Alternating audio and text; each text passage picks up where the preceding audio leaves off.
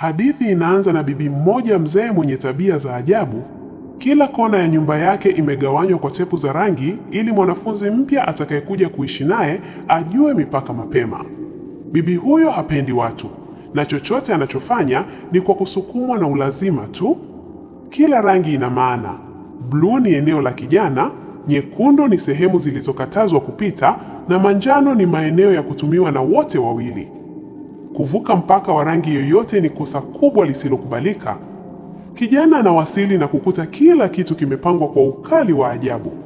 Hata friji na jiko vimegawanywa. Pamoja na hayo, hana sehemu nyingine ya kwenda, hivyo analazimika kukubali tu. Hapo ndipo anapogundua sheria nyingine mbaya zaidi. Haruhusiwi kutumia choo cha ndani. Kwa kuwa yuko kwenye programu inayowaunganisha wanafunzi wa chuo kuishi kwa bei nafuu na wazee wenye upweke, analazimika kuvumilia ingawa amepangiwa bibi mkali kuliko wote. Siku inayofuata anakwenda chuoni, kisha jioni anafanya kazi ya kufagia maeneo ya wachoma nyama. Ni kazi ngumu sana, lakini ndiyo njia pekee ya kupata kipato. Anarejea nyumbani usiku wa manane akiwa amechoka sana. Asubuhi yake anaamshwa na bibi anayemsaka afanye usafi wa eneo lake pamoja na sehemu za rangi ya manjano. Ingawa anasumbuliwa na ugonjwa wa tumbo unaomfanya kimbie mara kwa mara chooni, analazimika kutii. Baada ya kumaliza, bibi anaonekana kutulia kidogo na kumkaribisha kula chakula cha nyumbani. Hata hivyo, kijana hajui kwamba bibi hanunui chakula chochote. Hutumia chakula cha bure anachopewa katika misaada ya wazee na kukiwasilisha kana kwamba amekipika mwenyewe. Pia hukusanya dawa zote za bure bila kujali kama zinamfaa au la. Baadaye kijana anaenda kutazama sinema. Akiwa njiani, mara anapokea oda ya mtu mmoja anayetaka kupata mtu wa kumsaidia kulea mbwa wake, kwani yeye anataka kusafiri kidogo. Lakini ugumu ni kwamba bibi atakubali? Kijana huyo anarudi nyumbani akiwa na mbwa huyo, lakini bibi hataki hata marafiki zake wawe wanamtembelea. Je, atamkubalia kuingiza mbwa ndani kweli? Moja kwa moja anakataa kuwa hataki kuongeza mizigo isiyo na maana nyumbani kwake. Lakini baadaye anakubali kwa sababu zake binafsi ambazo hazieleweki kwa haraka. Kesho yake ananunua chakula cha mbwa na kumtunza kwa makini kuliko hata mmiliki wake. Kisha anamwachia kwa bibi kabla hajaenda chuoni. Bibi hamvumilii kijana huyo wala mbwa. Anajifungia chumbani na kumwacha mbwa sebuleni, akitoka tu pale mbwa anapolia kwa njaa. Baadaye tunaona kijana akiharakisha kutoka chuoni ili kumtoa mbwa nje kwa matembezi. Akiwa njiani anakutana na rafiki wa bibi, Madam Seo, akifurahia kutembea na mwanafunzi anayemkodi, wakionekana kama bibi na mjukuu wa kweli. Kijana anatambua kuwa pengine mwenye nyumba wake tu ndiye mwenye moyo mgumu. Akirejea nyumbani, anatumia jioni akicheza na mbwa kwa furaha, akihisi kama hatimaye amepata kitu cha kumpa utulivu na faraja.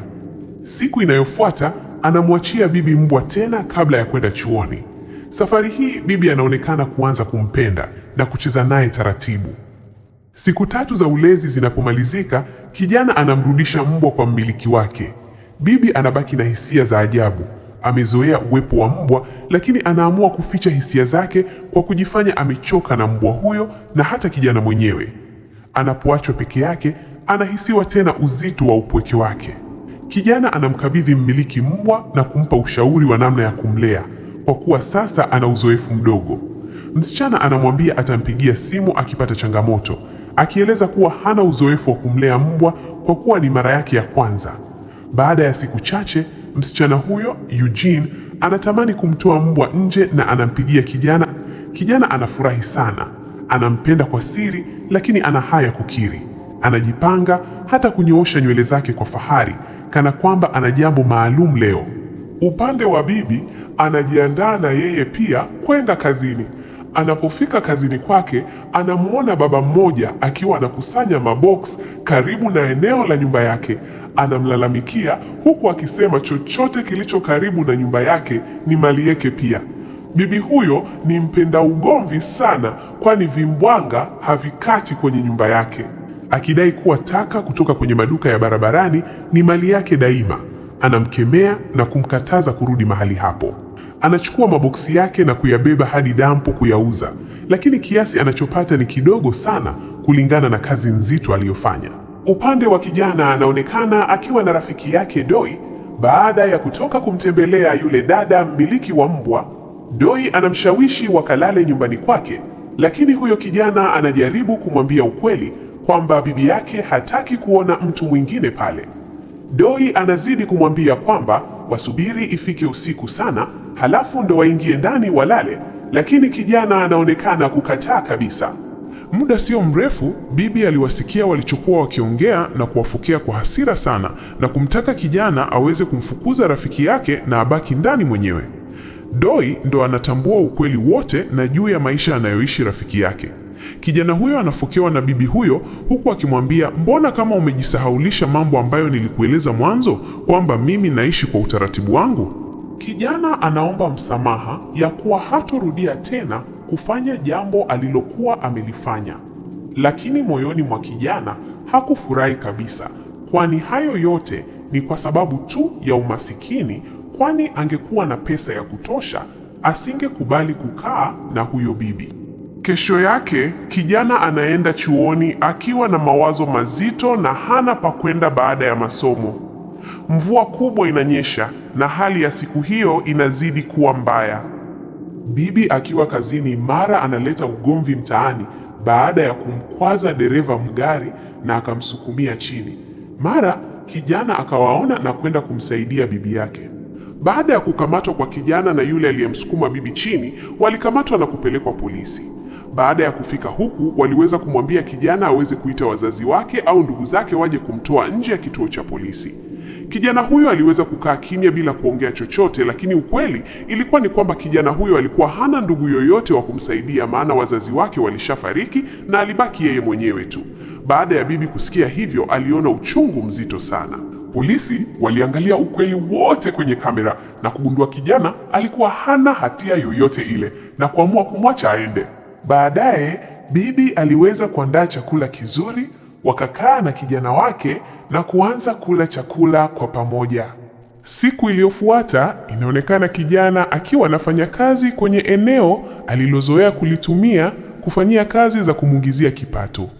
Punde si punde, kijana anamletea bibi zawadi ya virutubisho baada ya kugundua afya yake inashuka. Bibi anafurahi sana na anaahidi kumtendea wema zaidi, akitambua moyo wake mzuri. Kesho yake wanaenda matembezini pamoja.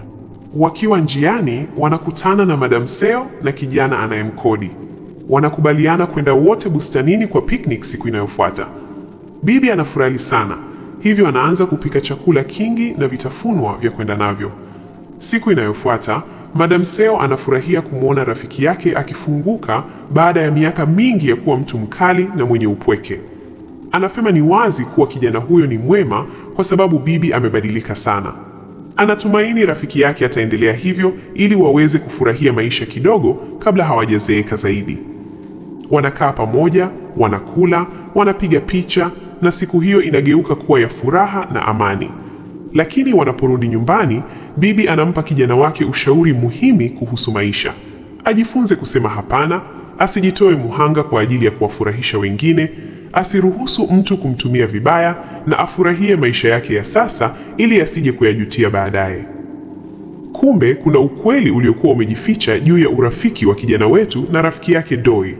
Kijana akitoka shule anapenda kufanya kazi ya kumuingizia kipato, lakini Doi hajishughulishi na jambo lolote. Amekuwa akiwa na shida, anaomba pesa kwa kijana wetu. Kwa hiyo siku hii bibi anampatia ushauri akiwa anamlenga rafiki yake Doi. Kijana anapoanza kutumia ushauri huu, anahisi maisha yake yanabadilika kwa kasi. Anapata muda zaidi wa kufanya mambo yanayomjenga. Siku moja, Doi anarudi tena kuomba pesa. Safari hii kijana wetu anakataa kabisa na kumkemea, akimtaka alipe madeni yake kwanza. Wakati huo huo, bibi anaendelea na tabia yake ya kuficha akiba yake kwenye kisanduku bubu ndani ya kabati. Anamtembelea Madam Seo na kumpata akiwa peke yake, akitazama picha za zamani na kuhisi upweke. Bibi anamletea chakula ili kumfariji. Usiku huo anaporudi nyumbani, anamkuta kijana wake anatoka chumbani kwake. Anaingiwa na hofu na anataka kujua alikuwa akifanya nini humo. Kijana anasema alikuwa anasafisha tu, hata chumba chake pia. Bibi anakimbilia kukagua sanduku bubu na kulikosa. Anaingia katika hofu kubwa na kwenda kuchunguza chumba cha kijana, ambapo analikuta sanduku hilo likiwa tupu ndani ya drawer yake. Wote wanashangaa kwa mshtuko. Kijana anajitetea kuwa hakuwahi kuliona hapo kabla, lakini bibi hamwamini na anamfukuza usiku huo huo.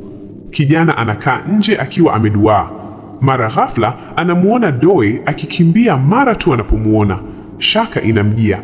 Anamkimbiza, anamkamata na kumlazimisha aseme ukweli. Doi anakiri kuwa alichukua pesa hizo kwa sababu alikuwa katika matatizo makubwa. Alikuwa amedanganya watu sokoni na alikuwa karibu kufungwa. Kijana anamrudisha kwa bibi na Doi anarejesha pesa na kuomba msamaha. Kijana pia anaomba msamaha kwa usumbufu wote uliosababishwa. Baada ya hayo, anaondoka na rafiki yake. Baadaye kwenye baa, Doi anakumbuka siku walipofukuzwa kwenye kituo cha yatima walipomaliza shule wakiwa na miaka 20.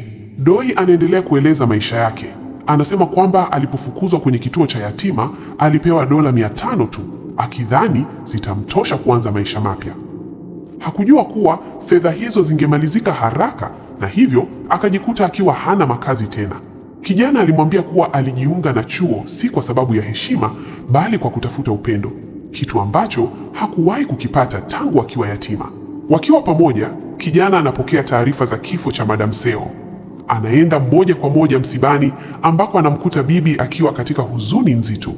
Siku inayofuata, watoto wa Madam Seo wanaingia katika nyumba ya mama yao wakitafuta vitu vya thamani. Wamejaa uchungu kwamba hawakuwahi kupewa chochote walipokuwa hai. Wanapokosa chochote cha maana, wanawaambia wafanyakazi wa usafi wachome kila kitu. Bibi anajaribu kuwasihi wabakize hata picha moja iliyo kwenye frame, picha ambayo ilimaanisha sana kwa rafiki yake. Wakati hayo yakitokea, kijana wetu anajiandaa kuhamia sehemu nyingine. Anamsikia bibi akiongea kwa sauti ya chini kama vile anazungumza na nafsi yake, lakini maneno hayo yamemlenga kijana wetu. Anasema kuwa maisha yake yalikuwa ya umaskini mkubwa kiasi kwamba alilazimika kusafiri kwenda Ujerumani kufanya kazi. Alipata kipato kizuri na hata akaangukia katika mapenzi, lakini aligundua baadaye kuwa mwanaume aliyempenda alikuwa tayari ameoa na alikuwa akimdanganya. Akavunja uhusiano huo na kurudi nyumbani. Aliporudi, kuta baba yake ameshatumia kila senti aliyokuwa akituma, na mama yake alikuwa tayari amefariki kwa msongo wa mawazo. Kwa uchungu mwingi, aliwahi kufikiria kujitoa uhai, lakini hakuwahi kutekeleza. Tangu hapo, akaishi peke yake, akiwa na chuki kali kwa wanaume na kwa dunia nzima. Kijana wetu anakaa naye na anamweleza pia hadithi yake ya maumivu. Anaeleza jinsi alivyotelekezwa kwenye ngazi za kanisa akiwa mchanga, bila jina wala tarehe ya kuzaliwa. Kituo cha yatima kilimpa jina na siku aliyopatikana ikawa ndiyo siku yake rasmi ya kuzaliwa. Baada ya ukimya mrefu, bibi anapendekeza jambo la kushangaza: waishi kama familia halisi. Aseme kuwa yeye anaweza kuwa bibi yake. Anamfunulia kwamba alihitimu masomo ya lugha ya Ujerumani katika ujana wake. Siku chache baadaye, chama kinachosimamia makazi ya wanafunzi na wazee kinafanya sherehe ndogo kutangaza uundwaji wa familia yao ya kwanza rasmi chini ya mpango wa Senior Student Housing. Kijana wetu anayeitwa Han na Biyun wanasaini makubaliano, na kuanzia siku hiyo wanaishi kama familia moja yenye amani na upendo. Mabadiliko ya bibi ni makubwa, kutoka kuwa mwanamke mkali, mwenye hasira na anayechukia watu, na kugeuka kuwa mtu mwenye upendo na furaha. Anaanza kujitolea kila siku kuwalea watoto yatima na kutoa dawa kwa wazee maskini. Hatimaye anaenda benki na kutoa akiba yake yote kuwachangia watoto yatima, akiamini kuwa furaha halisi iko kwenye kutoa, na kwamba kuona watoto wakitabasamu ndiko kunachompa nguvu mpya ya kuendelea kuishi. Hapo ndipo hadithi inafikia mwisho. Tafadhali, kama bado haujasubscribe, na kuomba usisahau kubonyeza hiyo alama ya kusubscribe, kulike na kuacha comment hapo chini. Nawapenda nyote sana. Asanteni sana.